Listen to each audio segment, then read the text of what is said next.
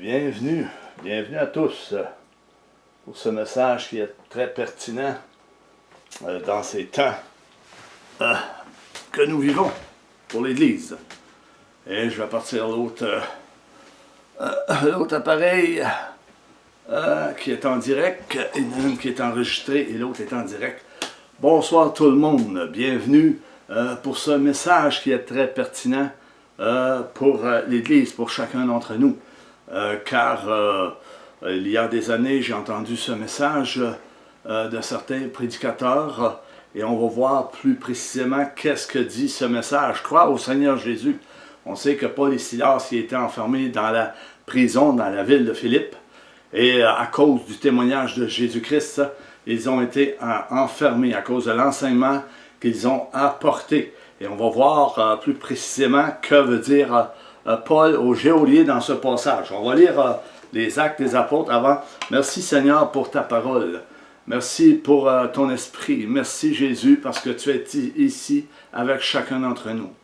Merci de prendre soin de chacun d'entre nous. Merci de prendre soin de ton Église. Seigneur Dieu, que ta parole soit apportée en toute vérité, Seigneur, qu'on puisse la recevoir, Seigneur, avec foi au nom puissant de Jésus. Amen et Amen. Alors, je disais, oui, on va regarder dans les Actes des Apôtres au chapitre 16. Et on va partir du verset 23. On sait que les Juifs persécutaient Paul dans la ville de Philippe, ils l'ont emprisonné, etc. On va lire ces passages jusqu'à 23, jusqu'à 34. Après qu'on les eut chargés de coups, ils les jetèrent en prison. On parle de l'apôtre Paul et de Silas, en recommandant au geôlier de les garder sûrement. Le geôlier ayant reçu cet ordre, les jeta dans la prison intérieure et leur mit les ceps aux pieds. Vers le milieu de la nuit, Paul et Silas priaient et chantaient les louanges de Dieu. Paul et Silas chantaient des chants prophétiques dans la prison où ils étaient. Et les prisonniers les entendaient bien chanter. Tout à coup, il se fit un grand tremblement de terre, en sorte que les fondements de la prison furent ébranlés. Dieu a ébranlé la prison.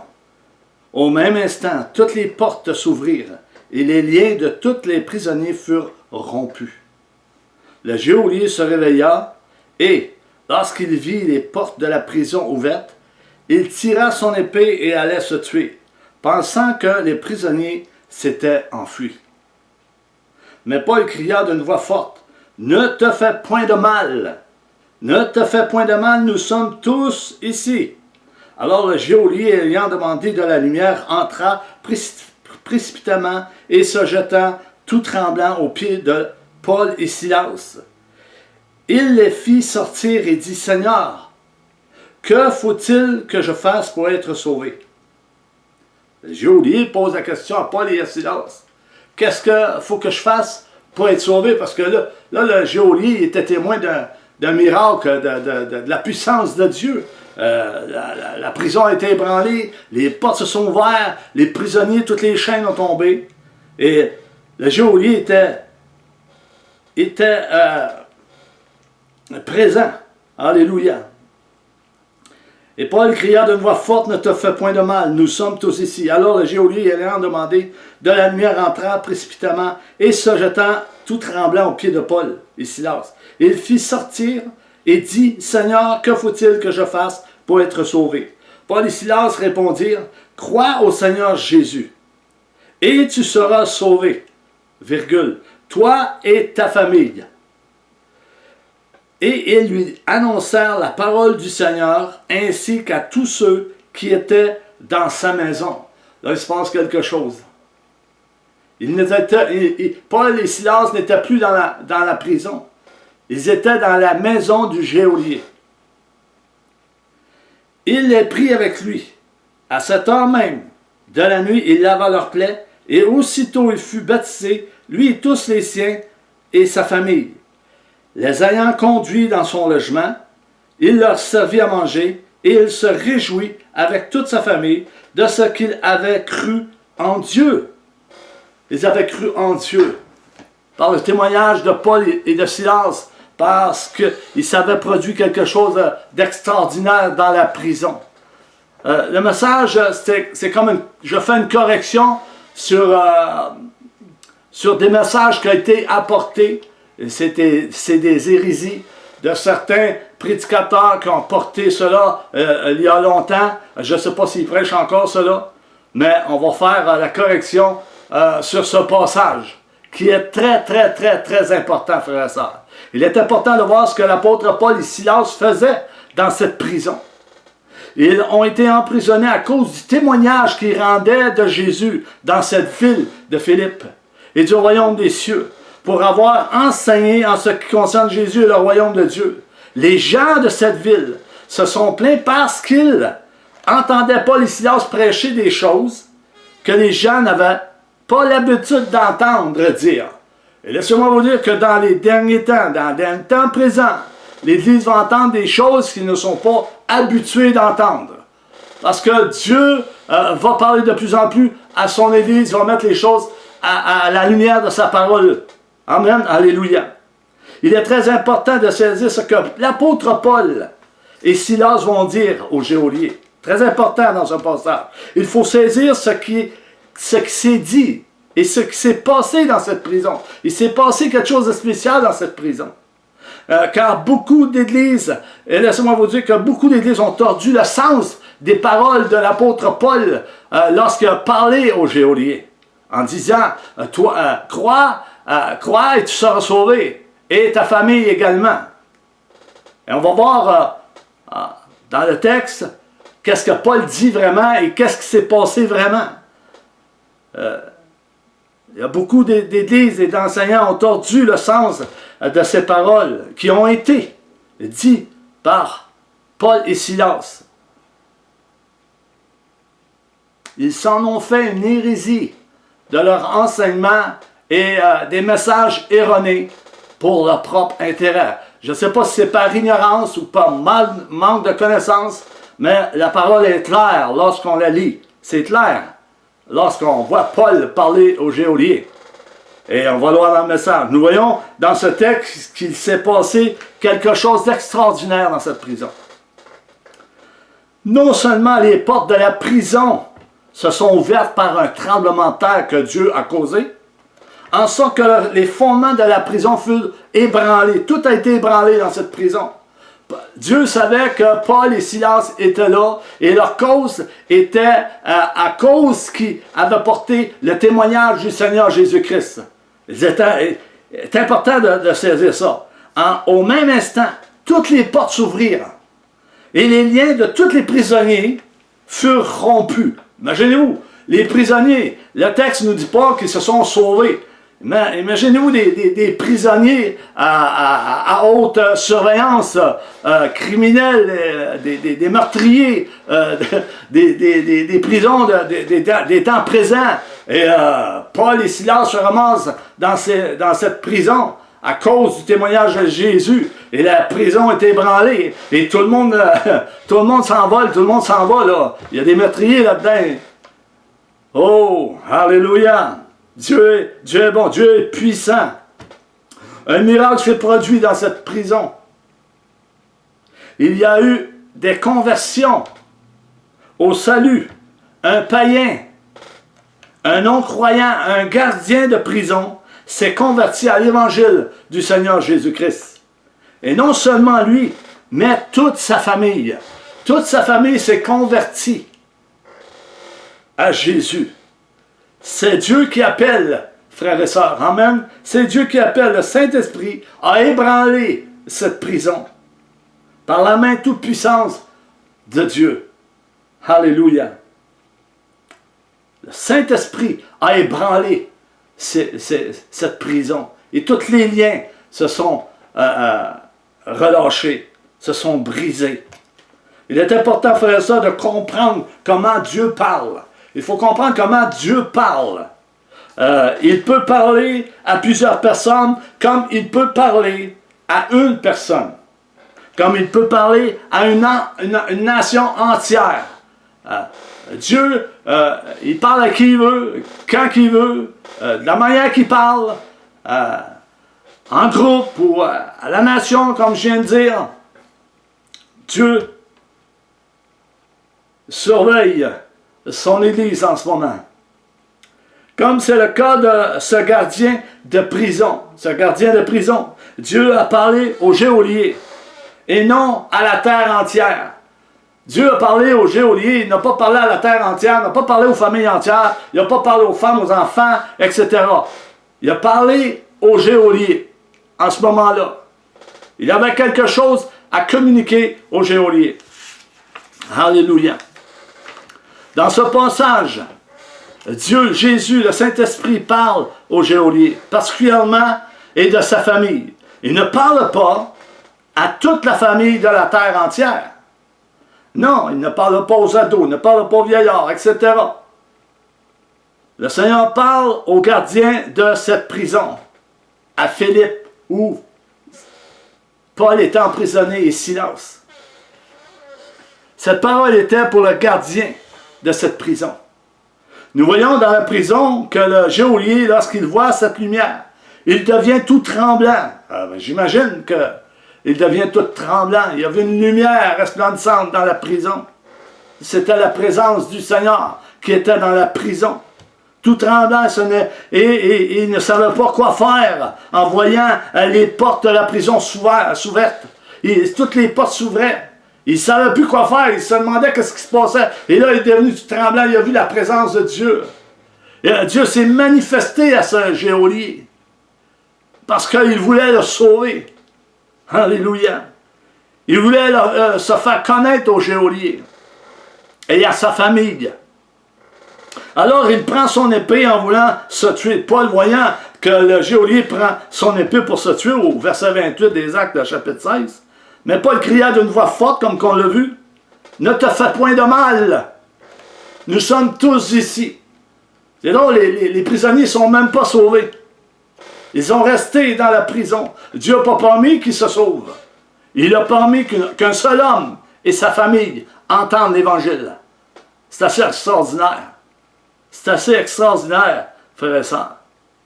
Le gardien avait une grande responsabilité envers les prisonniers. Il avait le devoir qu'aucun prisonnier s'évade, car il en paierait le prix de sa vie. Il le savait. Et Paul lui dit, ne te fais pas de mal, nous sommes tous ici, il n'y a pas personne qui est sorti. Dieu n'a pas permis que personne sorte. Alors le geôlier, ayant demandé de la lumière, entra précipitamment et se jeta tout tremblant aux pieds de Paul et de Silas, au verset 29. Silas était prophète et travaillait avec l'apôtre Paul. Je me demande s'il y a des apôtres qui travaillent avec des prophètes que Dieu a établis au milieu de son Église. Je me demande. Car nous vivons dans le Nouveau Testament, frères et sœurs. Nous ne vivons plus dans l'Ancien Testament, mais nous vivons dans cette nouvelle alliance, la dispensation de la grâce, qui a été changée par le sacrifice de la croix de Jésus. Son sang a été versé pour le pardon des péchés. Et Silas était un prophète du Nouveau Testament. Alors ceux qui disent qu'il n'y a pas de prophète dans le Nouveau Testament, mais nous sommes témoins de Silas, qui était prophète, qui accompagnait Paul dans ses voyages missionnaires. Alléluia. Verset 30. Le geôlier fit sortir Paul et Silas et leur demanda, « Seigneur, que faut-il que je fasse pour être sauvé? » Là, le geôlier, il a vu des choses. Là, il pose une question à Paul et Silas. Il dit, qu'est-ce qu'il faut que je fasse pour être sauvé? Parce que là, je viens de voir une grosse lumière, je viens de voir la prison à branler, les fers sont rompus. Il croyait, là. Il croyait, mais il demande à Paul, qu'est-ce qu'il faut que je fasse pour être sauvé? Verset 31. Paul et Silas répondirent, crois au Seigneur Jésus, et tu seras sauvé, toi et ta famille. Cette parole n'est pas dite seulement au geôlier, frère et sœur, mais à toute sa famille. Paul et Silas savaient que le geôlier avait une famille à quelque part. Cette parole que Paul et Silas disent au geôlier n'est pas une parole universelle Cela n'a pas été dit à tout homme et famille de la terre. À ce moment-là, Paul et Silas ont dit ces paroles aux geôliers.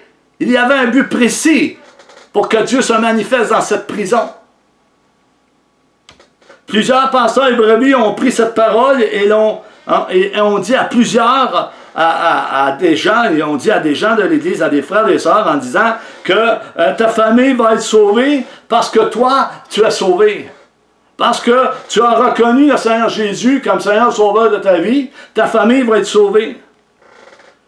Parce que tu as reconnu le salut de Dieu et tu t'es converti, tu t'es repenti, tu as été touché par le Saint-Esprit, tu as été rempli du Saint-Esprit, ta famille va être sauvée. Il dit, espère et crois en Dieu. Il leur disait, espère et crois en Dieu. Et ta famille sera sauvée. Les pasteurs du temps, ils disaient, crois seulement en Dieu et ta famille va être sauvée. C'est faux. C'est une hérésie. C'est un discours erroné qu'ils ont apporté pour égarer plusieurs brebis. Et je fais la correction ce soir. Nous savons que Paul a fait beaucoup de corrections dans la parole de Dieu, dans ses épîtres. Et au moment que Paul et Silas le dit aux geôliers, c'est vrai, car cette parole était adressée aux geôliers, et non à toute famille de la terre entière, comme plusieurs le croient. C'est faux. Du moment présent, Paul parle aux geôliers. Il se produit un miracle dans cette prison. La lumière de Dieu fait une apparition. La prison tremble. Les fers sont déliés. Les prisonniers ne se sauvent même pas. Et le geôlier demande à Paul et Silas, qu'est-ce qu'il faut que je fasse pour être sauvé? Mais bien au geôlier et sa famille que Paul parle. Voyons ce que Paul et Silas vont dire à cet homme, ce gardien de prison, et à sa famille. Oui, parce qu'ils vont parler également à la famille du geôlier. Paul et Silas vont parler à la famille en ce qui concerne le salut de leur âme. Paul et Silas vont rencontrer la famille du geôlier. Alléluia. Du gardien de prison. Il va rencontrer la famille. Verset 32. Toujours dans les Actes, chapitre 16. Et ils lui annoncèrent la parole du Seigneur, ainsi qu'à tous ceux qui étaient dans sa maison. Le geôlier avait sorti Paul et Silas de la prison. Il les avait emmenés dans sa maison pour que sa famille entende l'Évangile et se convertisse. Formidable. Alléluia. Toute la maison ont entendu et ont cru à Jésus, à l'Évangile qu'ils ont entendu venir de Paul et de Silas. Ils se sont repentis et ils ont cru à la parole que Paul annonçait et que Silas annonçait. Tout cela est arrivé au beau milieu de la nuit. Au beau milieu de la nuit, c'est arrivé. Après que les portes furent ouvertes, le geôlier prit Paul et Silas. Il dit, venez avec moi, Paul et Silas. Verset 33. Il est prêt avec lui à cette heure même de la nuit. Il lava leurs plaies et aussitôt il fut baptisé, lui et tous les siens. Ils ont été baptisés du Saint-Esprit. Le geôlier et la famille au complet, parce qu'ils ont cru. Écoutons bien, frères et sœurs. Le geôlier, après avoir lavé les plaies de Paul et de Silas, fut baptisé, lui et toute sa famille. Baptisé du Saint-Esprit. Verset 34. Il est dit que le geôlier, l'ayant conduit dans son logement, il leur servit à manger. Le geôlier il a amené Paul et Silas dans son logement, il leur servit à manger et il se réjouit avec toute sa famille de ce qu'il avait cru en Dieu. Ils se réjouirent ensemble parce qu'ils avaient cru en Dieu. Alléluia.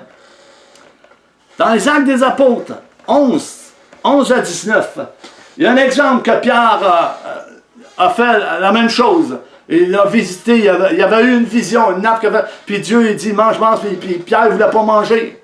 Il était dirigé vers les païens pour qu'ils reçoivent le salut de leur âme. On va le lire dans Actes 11, 19. Ça dit ceci. Et voici aussitôt 3 hommes envoyés de Césarée vers moi se présentèrent devant la porte de la maison où j'étais. Il parle à Pierre. L'Esprit me dit de partir avec eux sans hésiter. Les 6 hommes que voici m'accompagnèrent et nous entrâmes dans la maison de Corneille. Ils ont rentré dans la maison d'un païen. Cet homme nous raconta comme il avait vu dans sa maison l'ange se présentant à lui et disant, envoie à Joppé, virgule, et fais venir Simon surnommé Pierre, qui te dira des choses par lesquelles tu seras sauvé. Par lesquelles tu seras sauvé. Il y avait un moment précis pour Corneille également. Dieu l'avait choisi. Il a appelé Pierre pour il a envoyé un ange dans sa maison pour qu'il comprenne, pour qu'il croie au salut. Alléluia. Oh Dieu, formidable. Gloire à Dieu. Surnommé Pierre, d'Israël sera sauvé. Toi et toute ta maison. Toi et toute ta maison. Non seulement Corneille, mais toute sa maison. Alléluia. Gloire à Dieu. Toute sa maison. Lorsque je me fus mis à parler, le Saint-Esprit descendit sur eux comme sur nous au commencement. Alléluia. Dieu ne fait pas exception de personne. Et je me souvins de cette parole du Seigneur, Jean baptisé d'eau, mais vous serez baptisés du Saint-Esprit. Or, puisque Dieu leur a accordé le même don qu'à nous, qui avons cru, alléluia, gloire à Dieu, le Seigneur Jésus-Christ pouvais-je, moi, m'opposer à Dieu? Après avoir entendu cela, ils se calmèrent et ils glorifiaient Dieu en disant, Dieu a donc accordé la repentance aussi aux païens, afin qu'ils aient la vie éternelle. Alléluia. Gloire à Dieu. Gloire à Dieu. Dans ce contexte, il y a un moment précis. Moment précis. Alléluia. Pierre est rentré dans cette maison. Il a commencé à parler.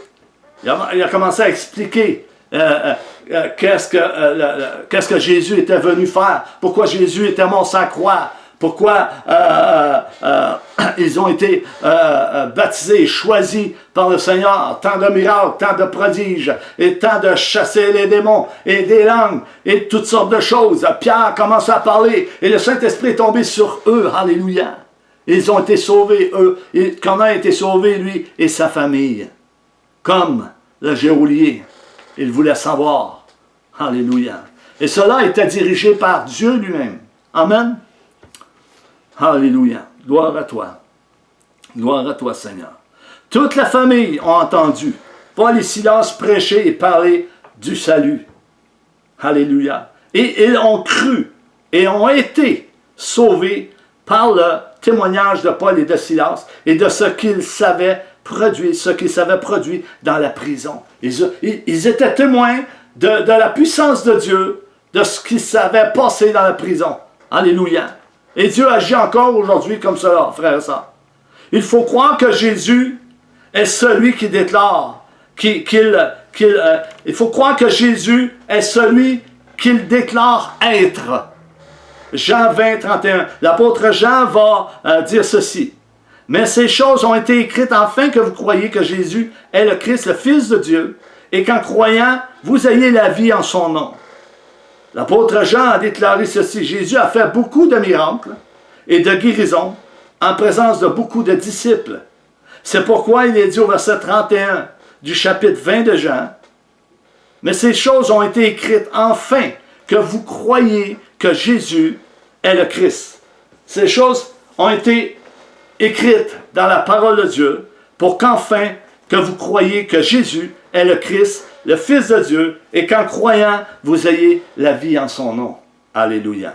Le passage du chapitre 16 des Actes a été écrit pour que nous croyions que rien n'est impossible à Dieu. Rien n'est impossible à celui qui croit. Amen. Gloire à Dieu. Le but et l'objectif de Dieu, le but de Dieu pour nous, est de nous montrer que Jésus est celui qui sauve. Vraiment. Celui qui guérit, qui pardonne toute iniquité et qui nous délivre de tout danger. Alléluia. Croire en Jésus, c'est avoir confiance dans son œuvre de rédemption, dans son œuvre salvatrice, le rachat éternel par son sang qui a été versé à la croix du Calvaire. C'est de croire et avoir confiance à ses œuvres de rédemption. Alléluia. De rachat éternel. 1 Corinthiens 15, 3, 4 nous dit l'apôtre Paul. Je vous ai enseigné avant tout, comme je l'avais aussi reçu, que Christ est mort pour nos péchés selon les Écritures. Il dit selon les Écritures. Paul a enseigné selon les Écritures, selon les rouleaux qu'il avait, selon qu'il l'avait entendu, selon qu'il avait vu Jésus sur le chemin de Damas. Paul a enseigné ce qu'il avait reçu de Jésus-Christ. Comme nous enseignons ce qu'il a été écrit dans la parole de Dieu. Amen. 4. Qu'il a été enseveli, qu'il est ressuscité le 3e jour selon les Écritures. Selon ce que dit les Écritures, frères et sœurs. Alléluia. Romains 1, 16. Paul dira ceci aux frères.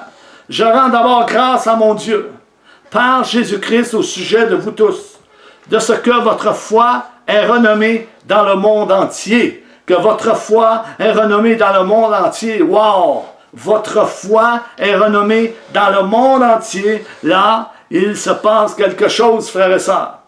Il se passe quelque chose, que leur foi était renommée dans le monde entier, non seulement dans le village de Philippe, non seulement dans les Actes des Apôtres, non seulement à Jérusalem, non seulement en Judée, non seulement à Béthanie, non seulement en Israël, mais par tout le monde. Alléluia, ils étaient renommés pour leur foi. Amen. Alléluia. Dans les Actes des Apôtres, il s'est passé quelque chose de grand. Ils ont cru à la parole qu'ils avaient entendue venir du Christ, que Paul a transmis, alléluia, et que Pierre a transmis, Jean et tous les apôtres. Revenons dans le passage où Paul et Silas déclarent aux geôliers, « Crois au Seigneur Jésus et tu seras sauvé, virgule, toi et ta famille. » Paul et Silas annoncèrent la parole du Seigneur ainsi qu'à toute sa famille. Et tous ses serviteurs et hôtes qui étaient en mesure de comprendre et de saisir le message de l'Évangile et de la croix, toute la maison crurent à ce que Paul et Silas leur disaient concernant la vie éternelle. Et toute la famille s'est convertie, repentie et ont été baptisés. Alléluia. Gloire à Dieu. Gloire à Dieu. L'objectif de Dieu pour nous est de nous montrer que tout est possible si tu crois en Jésus. Alléluia. Marc 9, 23 nous dit, si tu peux, tout est possible à celui qui croit. Il y en a qui pourraient dire, viens au secours de notre incrédulité en ce moment. Ô Esprit de Dieu, viens au secours de notre incrédulité. Il ne faut pas rester dans l'incrédulité, mais il faut crier à Dieu si on est incrédule. Si nous crions à Dieu d'un cœur repentant, il entendra et répondra à nos prières, frères et sœurs. Parce que Dieu ne reste pas sourd aux prières qui sont dites à son endroit. Voyez-vous dans ce passage, cette parole que Paul et Silas a dit aux geôliers, ce n'est pas pour toutes les familles de la terre. Ça a été dit dans le moment présent au geôlier et à sa famille. Je vous dirai ceci, c'est pas parce que moi, je suis sauvé, je suis baptisé, je suis rempli du Saint-Esprit et je marche vers le but. Ma femme, c'est une autre chose.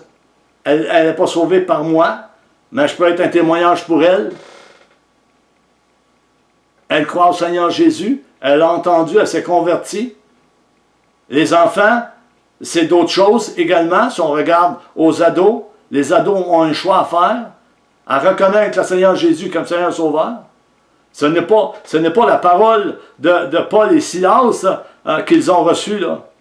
C'est le geôlier qui l'a reçu, et pas toutes les familles de la terre. Est-ce que vous comprenez ce que je veux dire? Je crois que oui, alléluia, amen. Que la grâce du Seigneur Jésus-Christ et l'amour de Dieu nous accompagnent, frères et sœurs. Que la communion du Saint-Esprit soit avec chacun d'entre nous à tous les jours.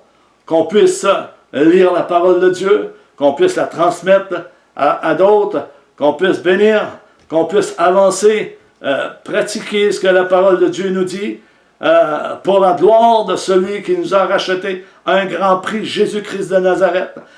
Paul dira dans 2 Corinthiens 13, 13, tout le monde connaît ce passage, que la grâce du Seigneur Jésus-Christ, l'amour de Dieu et la communication du Saint-Esprit soient avec vous tous.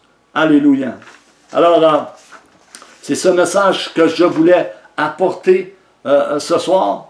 Le Seigneur a déposé ce message dans mon cœur. Dès ma conversion, j'avais regardé dans la parole de Dieu concernant ce passage. Et on en parlait un peu avec des frères et des sœurs. Et je ne peux pas trop en parler en ce moment-là parce que tout le monde croyait à cette parole du geôlier que c'était pour chacun d'entre nous. Non, cette parole était spécifique pour le geôlier et sa famille. Gloire à Dieu. Et gardons cette foi, persévérons, parce que je vous dis que le salut est personnel. Le salut est indépendant et personnel. Alléluia. C'est entre toi et Dieu. Ton cœur, comment il est. Ton esprit, comment il est. Ta marche, comment elle est. Comment es-tu devant le Seigneur?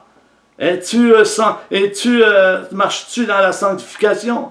Es-tu repentant? Es-tu reconnaissant? Est-ce que tu veux t'humilier et reconnaître tes fautes, reconnaître tes manquements? Il faut reconnaître nos manquements, il faut s'humilier devant Dieu, il faut crier vers Dieu lorsqu'on en a besoin. Dieu entend et exauce les prières, frères et sœurs. Et je vous laisse là-dessus. Seigneur Dieu Tout-Puissant, merci pour ta parole qui a été apportée ce soir, Seigneur, et que cela fasse son chemin, que cette semence reste dans les cœurs. Et si vous voulez aller vérifier. Alléluia, tout a été dit. Et Père, que tu puisses bénir tous ceux qui sont là présentement et tous ceux qui seront en différé, que tu puisses les bénir, que tu puisses rencontrer chacun des besoins, que ton esprit puisse parler à chacun d'entre nous, qu'il puisse se manifester puissamment, parce qu'on l'a reçu, il est avec nous, Jésus est présent, il est au milieu de nous, il nous a donné tout ce que nous avons besoin pour combattre son grand combat spirituel au milieu de l'Église. Il nous a donné le pouvoir sur tous les ténèbres. Alléluia, nous devons marcher selon ce qui est écrit. Amen. Gloire à Dieu. Je vous laisse là-dessus. Soyez bénis abondamment en Jésus. Je vous aime.